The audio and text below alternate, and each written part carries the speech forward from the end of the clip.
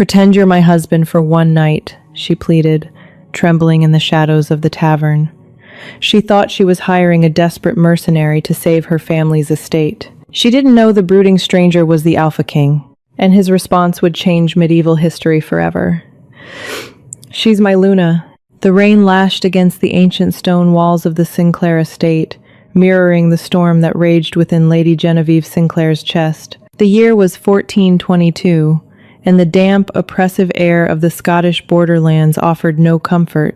Genevieve stood by the leaded glass window of her bedchamber, her fingers gripping the velvet drapes so tightly her knuckles bled white. Tonight was the midsummer banquet, but for Genevieve it was an execution. Her father, Lord Arthur Sinclair, had perished 3 months prior in a highly suspicious hunting accident. In his wake he left a mountain of forged debts, all held by the cruel and calculating Lord Reginald Ashford. Ashford was a man whose wealth was only eclipsed by his depravity. For weeks, he had suffocated the Sinclair family, freezing their assets and starving their tenants. His ultimatum was delivered that very morning, sealed with his heavy crimson wax crest. Genevieve would marry him before the midnight bell tolled at the banquet, or the Sinclair lands would be seized, and her younger sister, Beatrice, would be sold into indentured servitude across the sea to cover the remaining gold crowns. There was only one legal loophole, a dusty, archaic law known as the Times Lex Maritalis. If Genevieve could present a lawfully wedded husband of her own choosing before Ashford claimed her, her mother's ancestral trust, a vast fortune of untethered silver, would unlock, instantly neutralizing the debt. But she had no suitors. Ashford had threatened to slaughter any man who dared look in her direction. Desperation is a powerful alchemist. It turns noble women into beggars.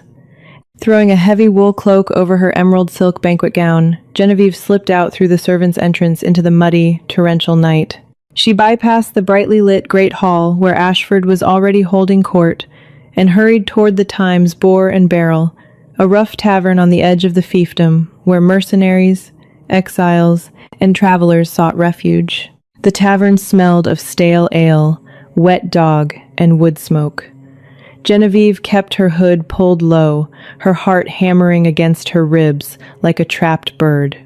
She needed a man, any man who was brave enough, or foolish enough, to sign a piece of parchment. That was when she saw him. He sat alone in the darkest corner of the tavern, a mountain of a man wrapped in thick, dark furs that looked suspiciously like wolf pelts. Even seated, his sheer size was intimidating. He had broad, corded shoulders and long, raven-black hair that fell around a jawline carved from granite, but it was his eyes that caught her breath. They were a striking, unnatural shade of amber, glowing faintly in the dim candlelight. A jagged silver scar ran down the left side of his face, a testament to violent, bloody battles he had clearly won. He radiated danger. Every other patron in the tavern instinctively gave his table a wide berth. Genevieve swallowed her terror. He will do. He looks like a man who fears nothing. She approached his table, the rustle of her silk hidden beneath the heavy cloak. When she stopped before him, he didn't look up from his tankard of ale, but a low, vibrating hum resonated from his chest. It sounded almost like a growl. "I have gold," Genevieve whispered, her voice trembling despite her best efforts. The stranger slowly raised his head. When his amber eyes locked onto hers, a strange electric shock shot down Genevieve's spine. The air between them grew suddenly heavy, thick with the scent of pine, ozone, and impending rain. "I have no need for gold, little bird." His voice was a deep, gravelly baritone that sent shivers across her skin. "And this is no place for a high-born lady." "You don't understand," she pleaded, stepping closer, closing the distance. "I need your help. I need—" She hesitated, the absurdity of her request catching in her throat. "Pretend you're my husband for one night." The stranger's eyebrows rose. For a moment, complete silence enveloped their corner of the tavern. "A husband," he repeated, the word rolling off his tongue with a dangerous velvet softness. Just on paper, Genevieve rushed on, pulling a leather pouch from beneath her cloak and dropping it on the wooden table. It clinked heavily. 500 gold crowns. Tomorrow morning, when the magistrate validates the union, you take the gold and leave. I will annul the marriage by dusk. You will never see me again. He stared at the gold, then back at her face. He inhaled deeply, his nostrils flaring as if he were tasting her very scent on the air. A strange shadow passed over his face, a mix of shock and fierce, primal hunger that he quickly masked. Dominic Warwick, the alpha king of the northern clans, had spent a century searching for his fated mate. He had come to Ashbourne in disguise to root out a human noble who had been illegally smuggling silver weapons into Lycan territory. He expected a political assassination. He did not expect his mate, smelling of wild heather, rain, and absolute terror, to walk up to him and offer him gold to marry her. His wolf howled in the back of his mind, thrashing against his ribs. Mine. Mate. Claim her. Dominic leaned forward, his massive frame eclipsing the candlelight. Who are you hiding from, little bird? Lord Reginald Ashford, she whispered, a tear finally escaping her eye. If I am not wed by midnight, he takes my home. He takes my sister. Please, you look like a man who isn't afraid of a fight. Dominic's lips curved into a dark, predatory smile. Ashford, the very man he was here to destroy. The fates had a twisted sense of humor. Keep your gold, Dominic said, standing up. He towered over her, easily 6.5 feet of pure lethal muscle. I will sign your parchment. The village church was empty save for the flickering tallow candles, and the terrified local priest, Father Bartholomew. He shook violently as Dominic slammed the iron-wrought door shut behind them, locking out the storm. Lady Genevieve, the priest stammered, his eyes darting to the giant beside her. You cannot be serious. Lord Ashford will burn this parish to the ground. Lord Ashford does not own God, Father, Genevieve said firmly, though her hands shook as she produced the marriage ledger. Marry us, now. The midnight bell approaches. Father Bartholomew hastily muttered the Latin rites, rushing through the sacred vows as if the devil himself were breathing down his neck. When it came time to sign, Genevieve penned her elegant signature. She handed the quill to the stranger. He took it, his large, calloused fingers dwarfing the delicate feather. He wrote 2 words in bold, sharp strokes. Dominic Warwick. Dominic, Genevieve whispered, testing the name. It felt heavy and powerful on her tongue. Now, Dominic said, turning to her. His gaze dropped to her lips for a fraction of a second, causing her pulse to skyrocket.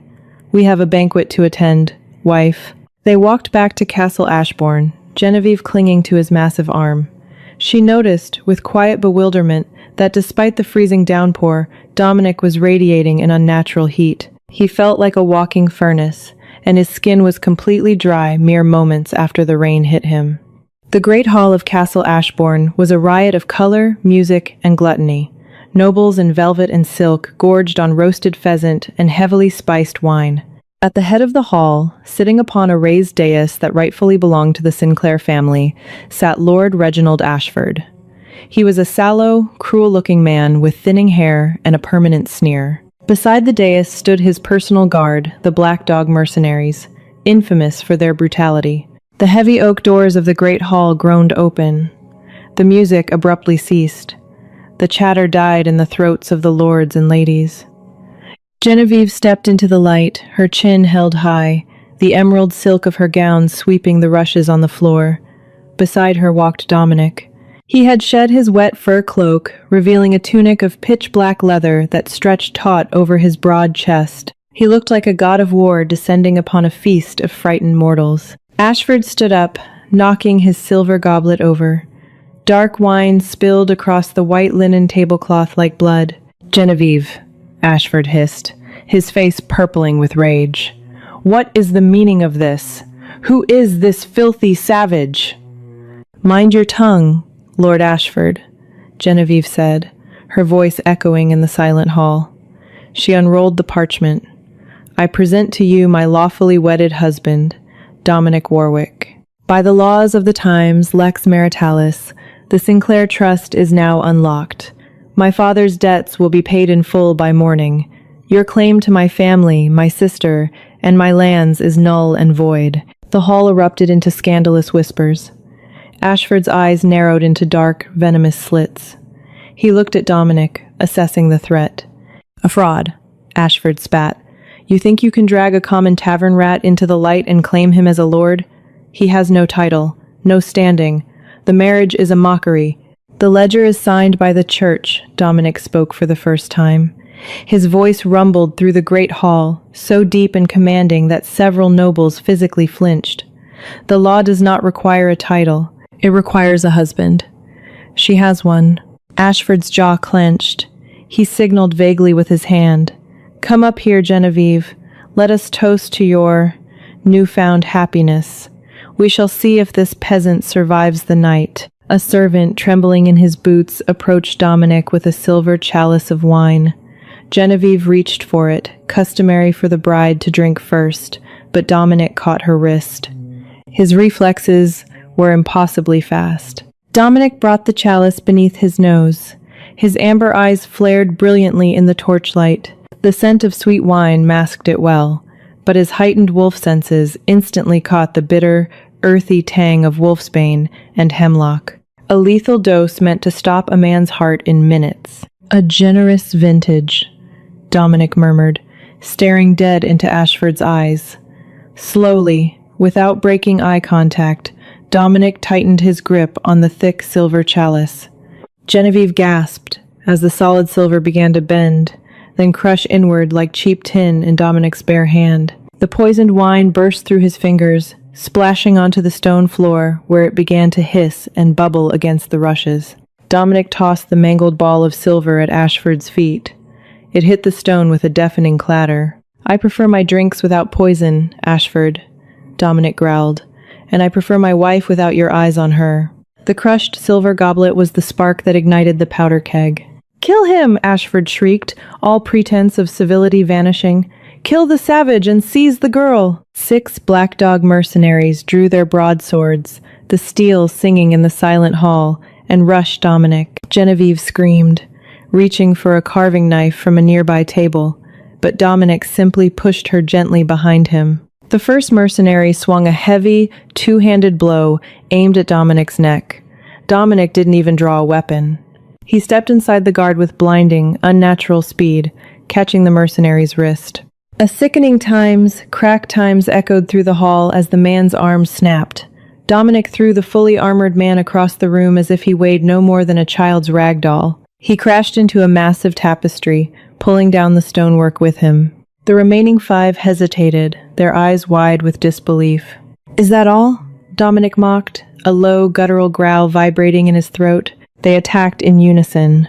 Dominic moved like a shadow, a blur of lethal precision.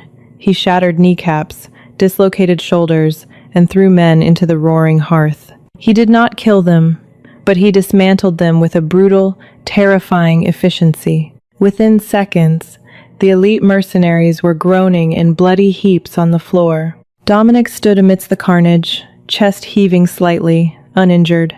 The lords and ladies of Ashbourne were cowering under the banquet tables. Order! I demand order in the name of the crown. Lord Hugh Chamberlain, the king's appointed magistrate for the region, stepped forward from the trembling crowd. He was a portly man, sweating profusely, holding his seal of office out like a shield. "Arrest this man!" Ashford screamed, pointing a shaking finger at Dominic. "He has shed blood in a sovereign hall. He is a murderer, an animal. The marriage is void. I demand his execution." Magistrate Chamberlain looked at the broken bodies, then at Dominic. "Sir, you have assaulted sanctioned guards. Under the king's law, unless you possess noble blood that affords you a trial by combat, you are to be chained and hanged." Chamberlain looked at Genevieve with pity. "My lady, this marriage cannot stand. He is a criminal." Genevieve felt the world collapse around her. She had tried. God, she had tried. But she had dragged this stranger into her mess, and now he was going to die for it, and she would be bound to Ashford anyway. "Dominic, run," she whispered, tugging at his leather tunic. "Please, run." Dominic looked down at her. The violent storm in his amber eyes instantly softened. He reached up, his large hand gently cupping her cheek. His thumb brushed over her cheekbone, a profoundly intimate gesture in a room full of enemies. "I told you, little bird," he said softly. "I sign my name, and I keep what is mine."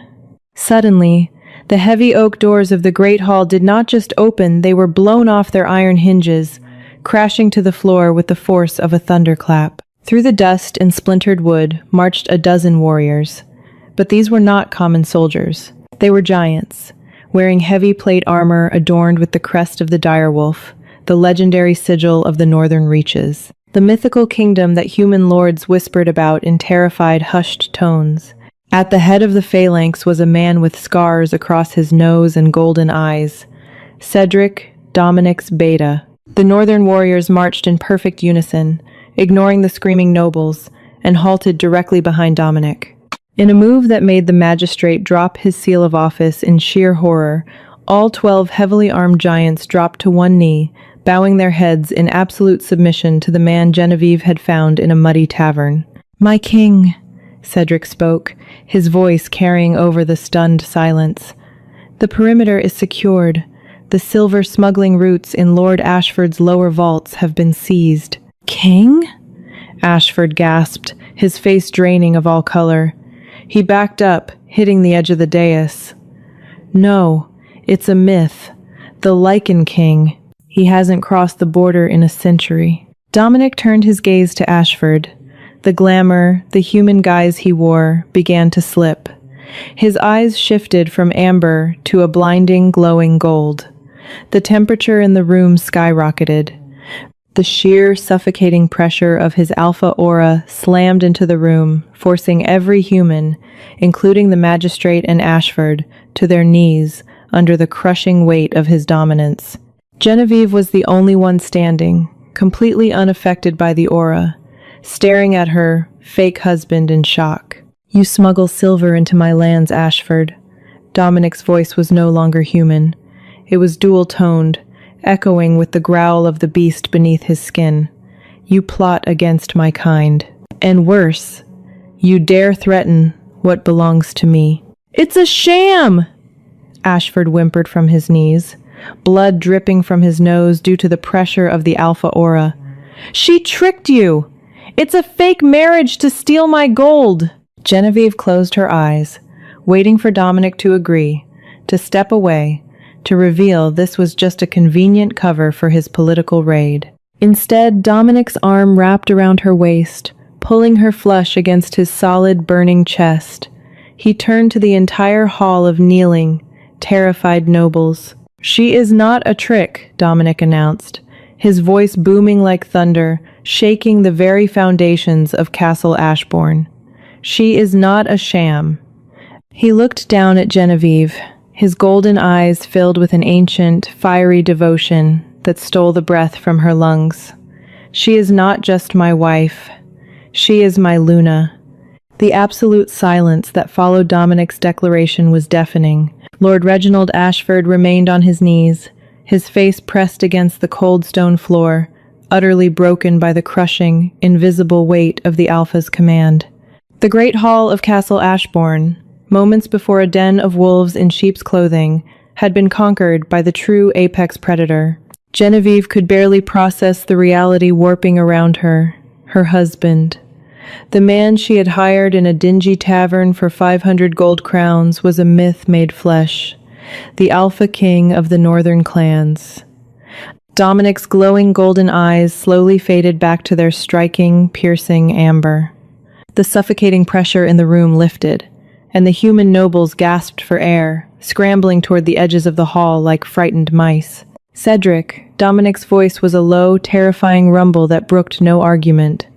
"Take Ashford and his surviving dogs to the dungeons. Strip them of their weapons. Send word to the border garrisons that the silver smuggling route ends tonight." "At once, my king," Cedric bowed, signaling the giant lichen warriors to haul the weeping Lord Ashford away. Dominic turned back to Genevieve. The terrifying warlord melted away, replaced once more by the intensely focused, dangerously captivating man from the tavern. He reached out, his thumb gently tracing the line of her jaw. His skin was still radiating that impossible, furnace-like heat. "Are you harmed, Genevieve?" he asked softly, speaking her name as if it were a sacred prayer. I am not," she stammered, her mind racing to catch up with her reality. You are the Lycan King." "I am Dominic," he corrected gently, "and you are my mate. The fates designed you for me, little bird. I just never expected to find you offering me a bag of gold in a muddy tavern." "But the marriage, it was only supposed to be for one night," she whispered, her heart hammering wildly against her ribs. Dominic leaned in, his lips brushing against her ear, sending a cascade of sparks down her spine. "I do not sign contracts for a single night, Genevieve. You invoked the times, Lex Maritalis. You claimed me before God and man. You are mine now, as I am yours. And tomorrow we ride for the north." Before dawn broke, the Sinclair estate was firmly under Lycan protection. Genevieve's younger sister Beatrice, a bright-eyed girl of 16, was safely secured in a reinforced carriage, marveling at the towering wolfmen who guarded her with fiercely loyal, golden-eyed devotion. The journey to the northern reaches was a grueling 5-day trek through dense, primeval forests and jagged mountain passes. As they crossed the border, the temperature plummeted, giving way to a land of perpetual winter and harsh, unyielding beauty. They arrived at the fortress of Kerlaverok, a monolithic citadel carved directly into the side of a massive, glacier-capped mountain. It was a marvel of ancient engineering, fortified by black stone and illuminated by massive iron braziers that cast dancing, fiery shadows against the snow. As Dominic's massive black destroyer rode through the iron portcullis with Genevieve seated securely in front of him, the fortress erupted into a cacophony of sound. Thousands of Lycan's men, women, and children gathered in the sprawling courtyards, their cheers echoing off the mountain peaks. They beat their chests and howled into the freezing sky, a primal, bone-rattling sound that welcomed their king home. But not all eyes held reverence. As Dominic helped Genevieve dismount in the central courtyard, she felt the prickle of hostile stares. Standing atop the grand stone staircase were the elders of the Lycan Council. They wore heavy pelts of white and gray, their faces scarred and hardened by centuries of brutal survival. Leading them was Lord Balthazar, a towering, silver-haired Lycan with a face like carved granite and eyes that burned with cold disdain. "My king," Balthazar said, his voice dripping with barely concealed insolence. He did not bow. "You bring a human to Kerlaverok, a fragile, scentless human. And the whispers say you intend to seat her on the obsidian throne as our Luna." Dominic stepped in front of Genevieve, his broad shoulders blocking the biting wind. "The whispers are late, Balthazar. She is already my Luna. The bond is fated." "Fated?" Balthazar scoffed, stepping down a single stair. "She is a Sinclair, the very family whose lands harbor the silver mines that have been bleeding our kin dry for a decade. Do you think it a coincidence that she sought you out?" "It is a trick, a human deception." Genevieve's blood ran cold. "Silver mines? On Sinclair lands?" "That is a lie." Genevieve stepped out from behind Dominic, her voice surprisingly steady despite the terror gripping her heart. "My family's estate is entirely agricultural. We possess no silver mines." "Do you play the fool, or are you truly ignorant, girl?" Balthazar sneered. "Your uncle, Lord Frederick Sinclair, has been funneling raw silver to Ashford for years. They forged your father's debts to force you into a marriage with Ashford, legally transferring the Sinclair lands entirely into their control so they could strip mine the territory without crown interference. You are not a mate. You are an assassin in a silk dress." Genevieve's breath hitched. Uncle Frederick, the man who had wept at her father's funeral, the man who had mysteriously left for the capital just days before Ashford demanded her hand, it all clicked with sickening clarity. Her father's hunting accident, the sudden, insurmountable debts. It was all a meticulously crafted conspiracy by her own flesh and blood. Dominic's growl shattered the tense silence. It was a sound so deep and violent that the stones beneath their feet seemed to vibrate. "Her uncle's sins are his own, Balthazar," Dominic roared, his eyes flashing gold. "She is my mate. If you question my judgment, you challenge my claim. Do you wish to challenge, Balthazar?" Balthazar's eyes narrowed, shifting briefly to a predatory yellow. For a long, suffocating moment, the courtyard held its breath. Then, the elder backed down, lowering his chin in a stiff, mocking bow. "No challenge, my king," Balthazar murmured. "But the ancient laws dictate that any Luna, especially an outsider, must prove her worth to the pack. She must survive the trial of the blood moon. If she truly is fated by the goddess, the forest will not harm her. If she is a deceiver—" Balthazar smiled, revealing elongated, sharp canines. "The forest will consume her." Dominic's jaw clenched so tightly, the muscle jumped. "She is human. The trial is designed for lichens. It is a death sentence." "Then she is no Luna," Balthazar countered, looking directly at Genevieve. "And she has no place on the throne." Genevieve looked at Dominic. She saw the raw, terrifying power in his eyes, but beneath it, she saw a profound, desperate fear. He would tear the council apart for her. He would start a civil war right here on the steps of his own castle to protect her. And if he did, he would lose his kingdom. He would be remembered as a tyrant who slaughtered his own people for a human stranger. She could not let him destroy his legacy for her. She had come to a tavern, looking for a mercenary, but she had found a king. It was time she acted like a queen. "I accept," Genevieve's voice rang out, clear and unwavering in the freezing air. Dominic whipped his head around, staring at her in absolute shock. "Genevieve, no." "I accept the trial of the blood moon," she repeated, stepping forward, meeting Balthazar's cold gaze without flinching. "I will prove my loyalty to the pack. I will prove my worth. But when I survive, Balthazar, you will kneel." Balthazar's sneer vanished, replaced by a flicker of genuine surprise.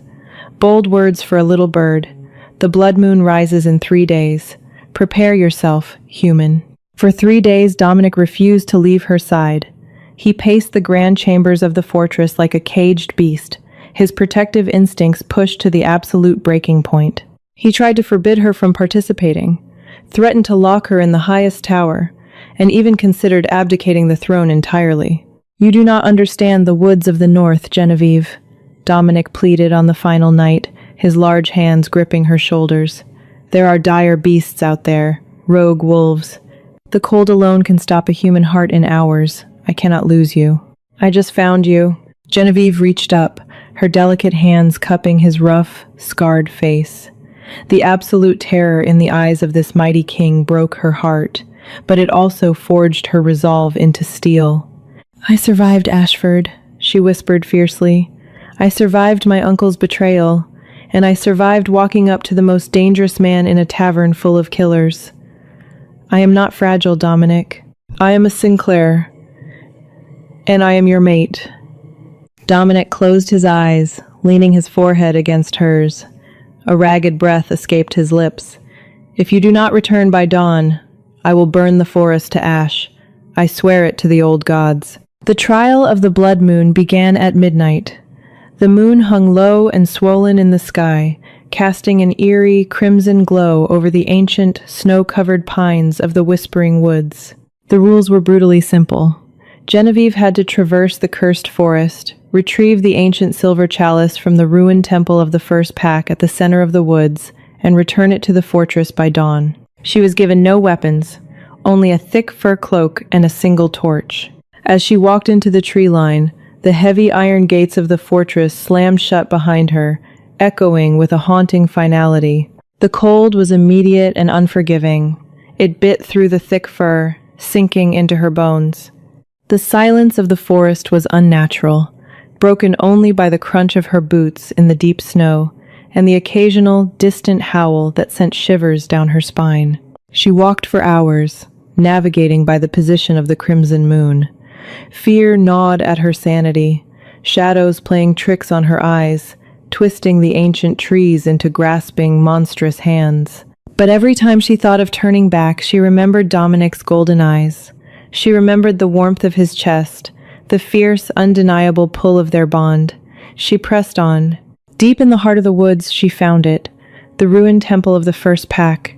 It was a circle of massive, weathered monoliths, heavily blanketed in snow. In the center, resting upon a stone altar, gleamed the silver chalice. Genevieve let out a breath of relief, her breath pluming in the freezing air. She hurried forward, reaching out to claim her prize. "I must admit, niece, I didn't think you would make it this far." Genevieve froze. The voice was smooth, cultured, and horribly familiar. Stepping out from behind one of the massive monoliths was Lord Frederick Sinclair. He was wrapped in heavy furs, holding a loaded crossbow, but he was not alone. Behind him stepped Lord Balthazar and 3 other lichen warriors. "Uncle Frederick," Genevieve breathed, horror dawning on her. "Balthazar informed me of the little test you foolishly accepted," Frederick said, stepping into the crimson moonlight. "I couldn't resist coming to ensure you failed. You have been a thorn in my side for far too long, Genevieve. If you had just married Ashford, this would all be over.